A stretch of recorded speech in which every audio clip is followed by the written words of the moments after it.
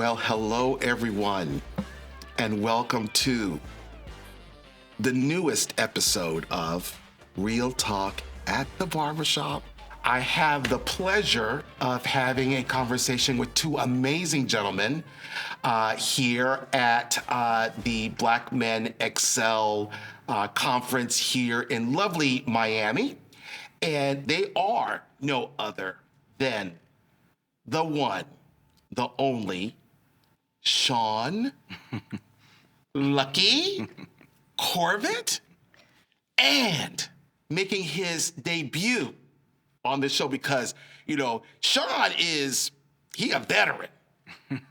But we getting ready to teach the ropes, right, Shaun? We getting ready to teach the ropes to a newbie who's joining us, the one, the only, Mr. Ladji Ruffin, and the crowd goes crazy. Woo, woo. Just tell me a little about your story. Okay, well, thank you. I had a previous stint within the Department of Corrections. I did 23 years within the prison system. Learned a skill called Braille, where I learned how to produce books for the blind. Got released in 2016 and started my own Braille company, Authentic Braille Masters LLC.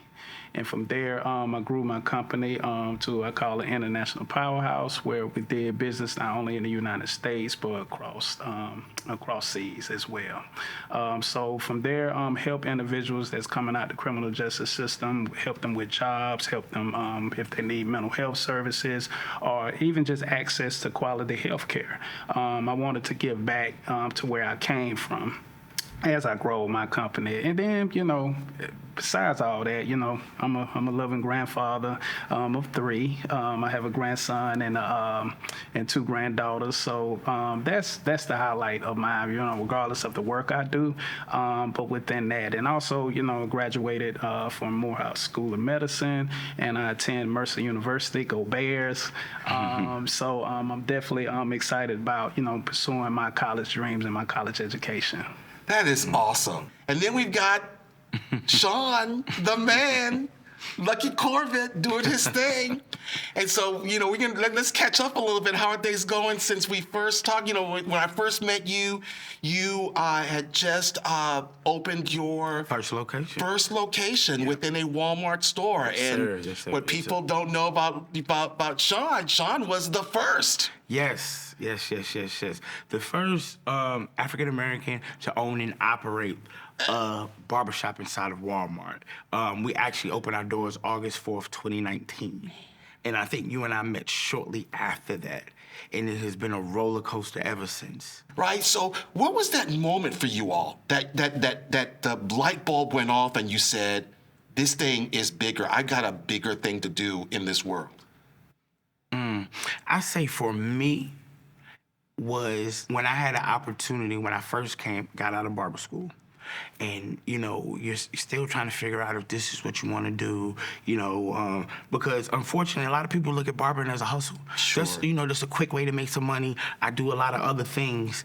And I think that when I started disconnecting myself from friends that were still doing, things that got me locked up. Because you want to stay connected to your friends. Sure. Like, you want to keep it real. You want to stay down to earth. And as I started to just develop a different mindset, it's like, nah, this is not it. I don't know what it is, but it's something else that I'm supposed to be doing, and my life is not supposed to be this. And that moment kind of shaped my mind to open up, to start having conversations with my clients. Hey, what do you do? Oh, I'm a banker. I'm this, I'm that. I started to be vulnerable with my clients. Hey, teach me how to do that. How do you learn that? Because for me, I know just growing up, for me, I didn't have strong male figures in front of me. So the barbershop raised me. Wow. So I learned a lot of things, like how to be a father, how to, about taxes and credit. I learned all of that from my clients. But I had to change my mind to want more, to open up my mind, to be vulnerable, to have a conversation with another man and say, hey, I don't know that. Can you teach me that? Hey, do you know somebody that know how to do that? And I think that's the moment that kind of shaped it for me. Wow. I love it. I love it. I'm gonna piggyback on something that you just said here, but I want to hear from Ladji. Like, so what was that moment for you? It was simultaneously two events that happened within me. And when I was building my braille company, and when I talked with this client that's visually impaired and blind, and when they came to me and said that the book that I created for them helped them with their education, I was like, wait a minute, I helped bridge the gap between you to just a light bulb, right? And then after that, I wanted to pursue higher education. And when I applied for the Justice Involved Life Coach certification program at Morehouse School of Medicine, when they accepted me, right? When they really accepted, like, you could come within this program, then I was like, wait a minute, because the blind individual, visually impaired individual inspired me, because helped them with their education, and then they helped me pursue higher education. So that's when the kind of light bulb came and kind of put me really on the path. That's lesson for number one for me. You gave me my aha moment one of my aha moments for the day, which is how barbershops serve a bigger role for us than just getting a fresh cut. Absolutely. Right? That the barbershop is that place of learning, that place of refuge. And if we look throughout history, it always has, in particular in communities of color, it has always been the place, right? Where we talk trash, but we learn from each other.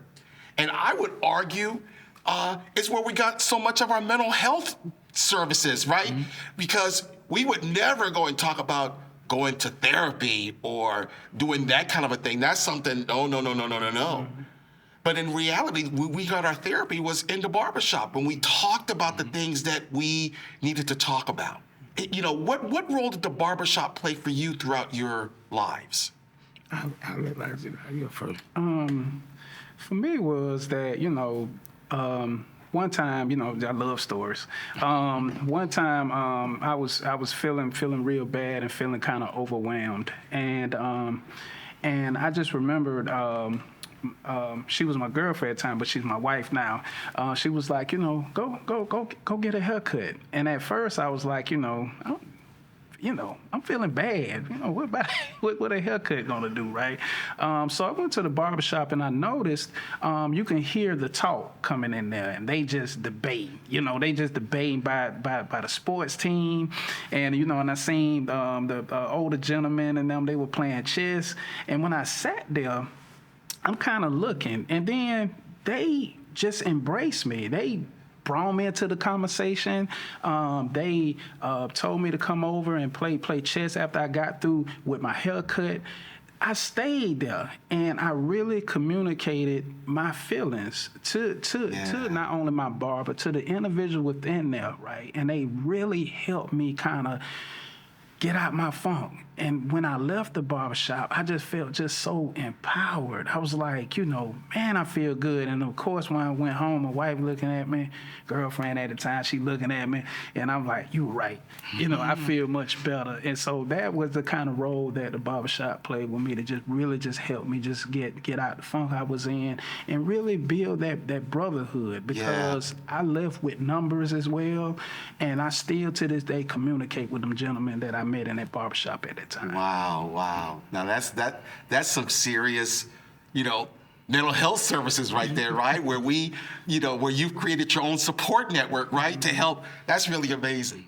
He sounded like you was at one of my shops. Right. That experience, you sound like you was at one of my shops. But for me, man, the barbershop is everything, man. For almost the last 20 years, I've been in some barbershop every day. I've given first haircuts, and unfortunately, I've given last haircuts. And so the barbershop is, like I said, it's just everything. It's family. It's mental health. It's fashion. It's finance. It's everything. It's everything that's embodied in me, as well as service. I think that we get caught up in the the barbershop aspect of it, but we don't think about the service. Yes, right? yes, The service yes. of the mental health, the service of the finance. You know, I've seen everything from someone having to go turn themselves in and ask me to come with them, and I'm just their barber. And so I think that for me, I never want to forget about the service that the barber industry was for me. You know, I really was raised up in the barbershop, literally raised. And my kids were raised in the barbershop. Like, and so the fact that my kids were raised in the barbershop, they have certain morals and ethics and code, things that I didn't just teach them alone. They learn from other barbers. They learn from other clients. Yes. It's really a family. Like, it's your barbershop becomes your family, and I take that serious, and that's one of the reasons why we're opening the school, because we want to keep that going. You know, we want to go to the next generation. We want to pull those guys up because you learn so much. If it was not for the barbershop, there's no telling where I would be in life. Wow.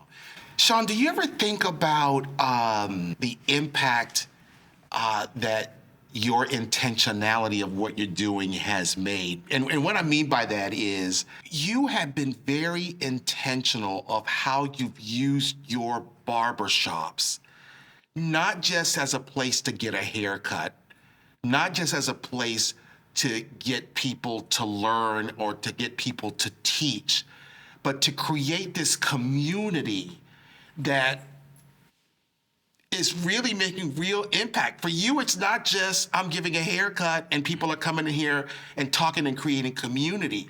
It's about being intentional about using it as a tool for the greater good. Because I do it from the heart, and I do it because it's the thing to do. Much is given, much is required. So with 10 locations, you really don't have the time to sit back and say, hey, you know, it's this, what's next? What's next? Who can we help? Yeah. Who's in need? What pocket can we get in? Where can we service? Because our company, Lucky Spot, is built on service. Like I told you before, the barbershop, we can never forget about the service aspect. So I'm always looking for the service. Where can we serve? Where can we be effective? And so, you know, you don't sit around and just say, hey, man, look at all this great stuff we're doing. It's like, okay, what needs to be addressed? And so I think that I stay in that mode more than sitting back. But every once in a while, you'll get a text and say, hey, Mr. Lucky, man, I'm doing great. Thank you. Those are the moments that you be like, okay, or I could be in a supermarket or something and see a kid and be like, hey, Mr. Lucky, when y'all gonna do tutoring again? Things like that kind of bring you back down to earth, and you be like, man, we doing the right thing. So those moments more than just being like, look at what I'm doing. It's more when the community, hey, man, we see you. Yeah. One of my favorite words in the vocabulary is choices, right? We always have a choice.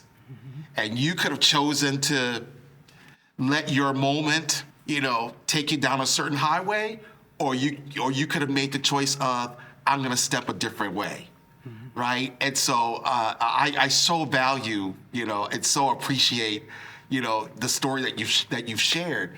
Were there moments like that that really shaped all that for you? Yes, definitely. One could come in mind, of course, is my daughter. You know, I left her at a young age, and I was now in a position to not only be a father, but to really help her, you know, really just understand what she went through and just really just how to pivot from there. And then after I had that visit with her, I was able to go into a prison system and talk with the guys, the gentlemen that want to come out of that and be something. And when I was talking with them, and they were just so excited that, you know, looking at a living, breathing example that, hey, we can do something different. We don't have to sell dope. We don't have to kick in doors. We don't have to rob, cheat, or steal. We can just be productive, and we can be like you. And right then and there, a light bulb, a bigger light bulb came on that, you know, hey, I have to kind of lead the charge within that. And then thirdly, when I was able to give somebody a job, you know, I went from, you know, in a basement, you know, just on a computer working, to now I was in a position to give that individual a job, right? And just like, you know, when Lucky was saying, as he's building his barbershop, you thrive. You know, you're opening up minds and hearts of the possibility that you can do something different. And it goes back to my time in the barbershop when I was feeling low, but I received hope that, hey, and being seen, right? Being seen, because, you know, when you're down in the dirt, you don't feel like you're seen. But it's like when you get in that chill, the barber sees you. You know, he's talking to you. Actually, he's really paying attention to you. And now you saying, man, somebody's seeing me as a human being. Yeah. You know, I love what you just talked about. You know, that being seen.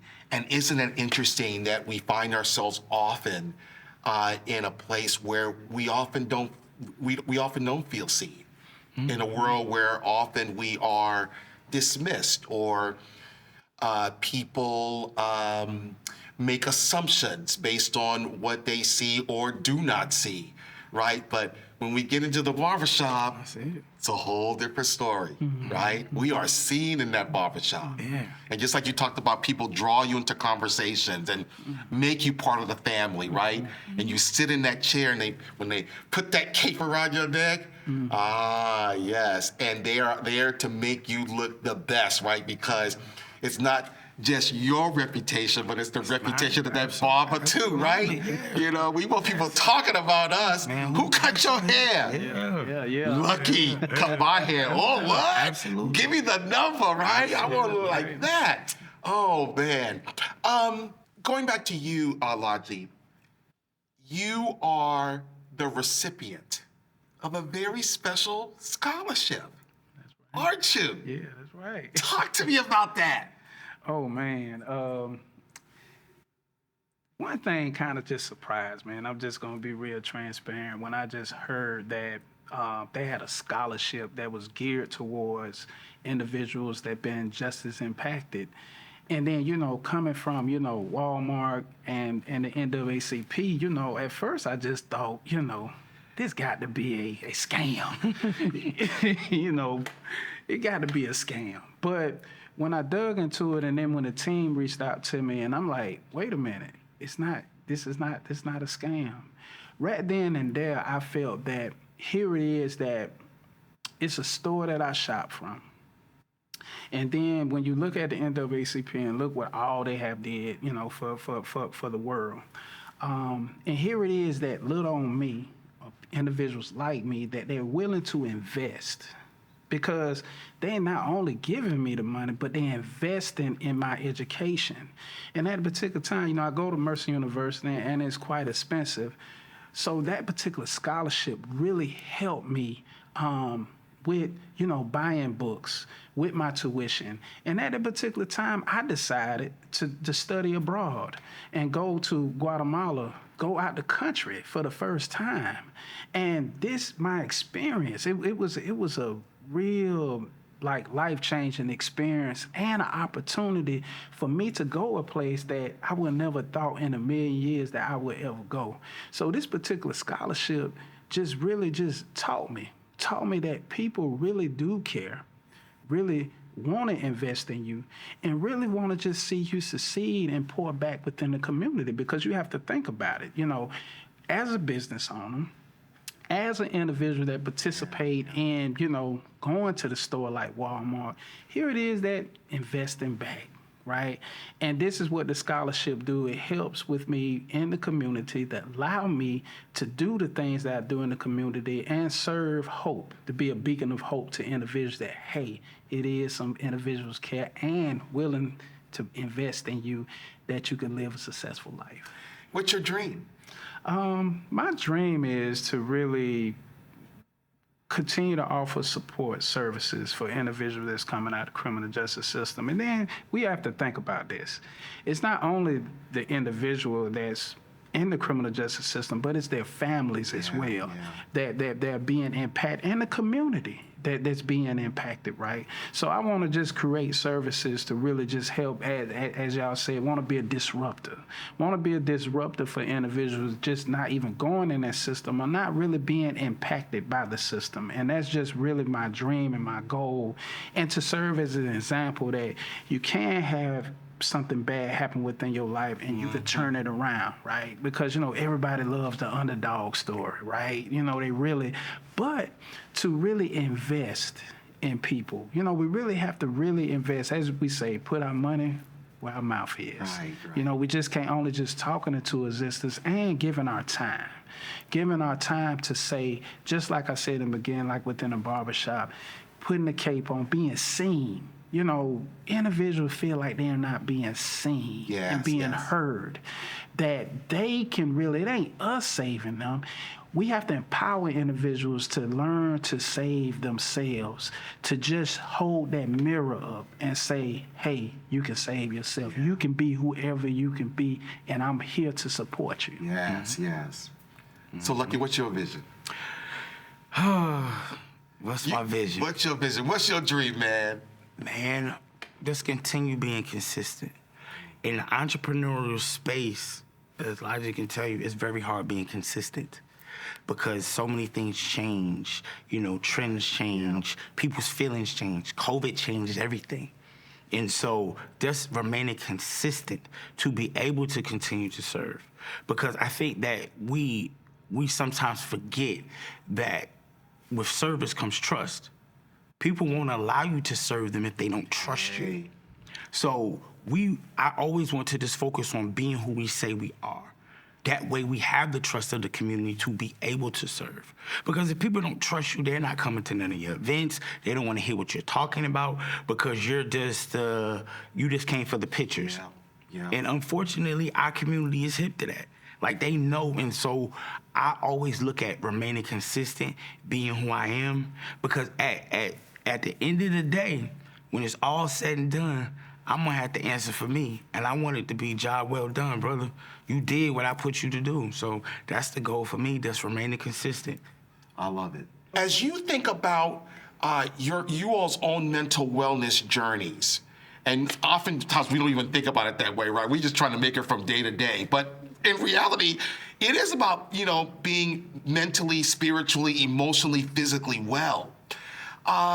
Talk to me a little bit about your journeys on that, on wellness, and how do you think about, you know, being as whole as you possibly can be for yourselves and for those around you? I know for me, man, a distinct moment comes to mind for me. This year in June, I buried my mother. And in that process, I was doing a leadership training with my staff. And we would do them on Sundays, and my mom passed on a Saturday. And my admin team was like, if you need to cancel it, it's okay. You know, everybody understands. And I was like, nah, I need to see my team. I need to see my barbers. Because all the decisions that I make put food on a lot of people's tables, but they don't realize what they mean to me. So to answer that question, I needed to see them, just like you need to see your barber. They were there for me. And I know I probably look crazy on that Zoom, but for all of them to show up on time, and you know, with Zooms, that man, they listen to stuff in the background, but that particular Zoom, everybody was locked in, everybody was attentive, everybody was there. Yeah. And I don't know if what was in the manual was that interesting, or they just all subconsciously showed up for me. Yeah. And so to answer that question, it's like, you know, just being there sometimes goes to your mental wellness. Because I know I've probably been more consistent to some young men than they pops. They know they can come see Lucky every Friday at 5 o'clock. So that goes into your mental health, your mental wellness. Just being there. Sometimes just being quiet, just being there listening to them. That helps. Yeah. Wow, I love it. Yeah, so I just think about my own community that I came up with, and, you know, when talking about mental health therapy, crisis and all that, right? But the barbershop was right in the neighborhood, right? Just think about that. And served not only haircuts, but as a mental health, help you stabilize. And we didn't really understand that at the particular time, but as I was going through and just thinking about when I was in prison, it was the barbershop when I went to, that all the conversations was there, all the passing of commissary, you know, guys meeting at the barbershop to help one another. And then when I transitioned out, I wasn't thinking about a therapist. But when I went to the barbershop, I understood that that's when I was encouraged to take it a step further. After my haircut, hey, have you checked in with a therapist? Have you seen professional help? And, you know, I'm kind of looking at them and I'm like, you know, revert back. Man, I ain't crazy. Right. You know, that's the first thing we say. But as my barber sat me down and talked with me, I made an appointment.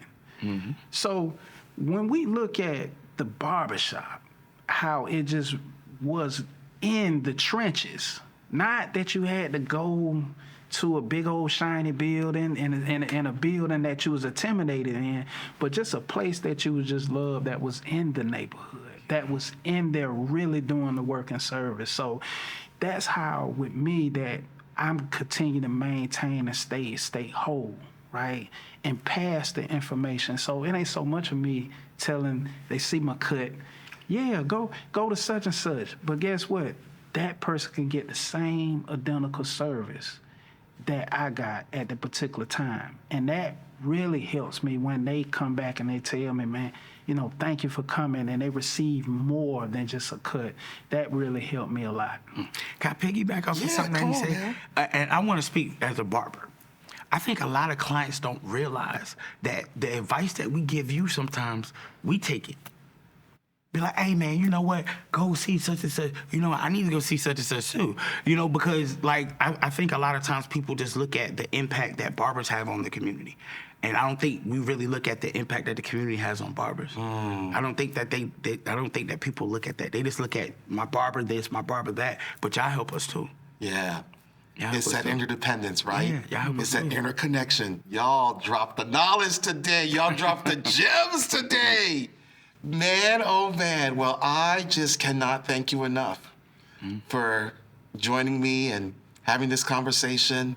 I'm so proud of the work that you all are doing, and looking forward to seeing what the future holds for both of you. Absolutely. It's going to be out of this world, because the best for you is yet to come. Thank you, Tony. And Thank you. To all of my wonderful, wonderful friends out there, thank you all for joining us for this episode. I hope you enjoyed the conversation. Please, please, please keep up with Shaun, Lucky, Corbett. Please, please, please keep up with Dr. Ladji Ruffin. And check out the episode, all. Give us a like. Subscribe to us. Give us some feedback. If there's some things that you want to hear from us, let us know. But most importantly, please share this with others, because I know that somebody out there will benefit from the gems that these two gentlemen dropped on us today. And with that, I will say thank you very, very much, and we'll see you at the next episode of Real Talk at the Barbershop.